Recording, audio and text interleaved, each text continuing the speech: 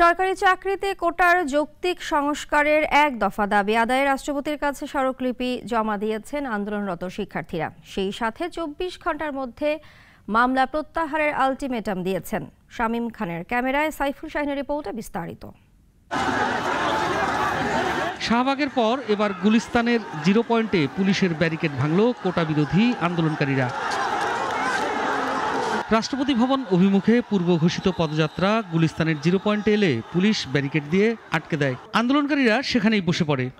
স্লোগানে মুখরিত হয়ে ওঠে সচিবালয় থেকে গুলিস্তান এলাকা। বঙ্গভবনে সবাইকে নিয়ে যাওয়া সম্ভব নয়, তোমাদের একটা প্রতিনিধি দল আমাদেরকে পাঠাও, আমরা প্রতিনিধি দলের মধ্য দিয়ে তোমাদের বার্তাটি আমরা পৌঁছে দিচ্ছি। এক পর্যায়ে পুলিশের ব্যারিকেড ভেঙে বঙ্গভবনের দিকে এগিয়ে যায় শিক্ষার্থীরা।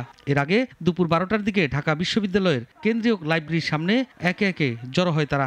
আমরা আমাদের ন্যায্য দাবি নিলে আমাদের জামাত বিএনপি বলে গালিগালাজ করে কেন?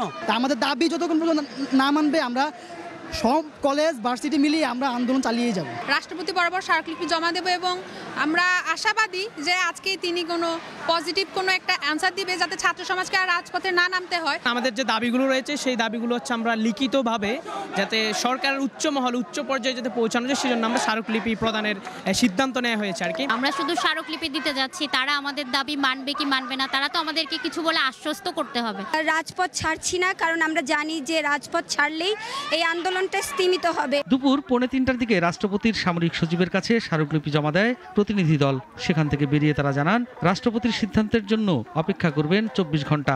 আমরা মহামান্য রাষ্ট্রপতির কাছে 24 ঘন্টার জন্য একটি সুপারিশ করেছি যে আগামী 24 ঘন্টার মধ্যে আমরা চাই সংসদে অধিবেশন ডেকে সেটার আইন পাশের জন্য কার্যকর ব্যবস্থা নেওয়া হোক অথবা অধিবেশন আহ্বান করা হোক। সেই সাথে আগামীকালের মধ্যে মামলা প্রত্যাহার করা না হলে আরো কঠোর কর্মসূচির হুঁশিয়ারি দেন আন্দোলনকারীরা।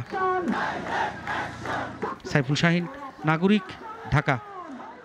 একমাত্র ওয়ালটন এসি দিচ্ছে 1 বছরের রিপ্লেসমেন্ট গ্যারান্টি।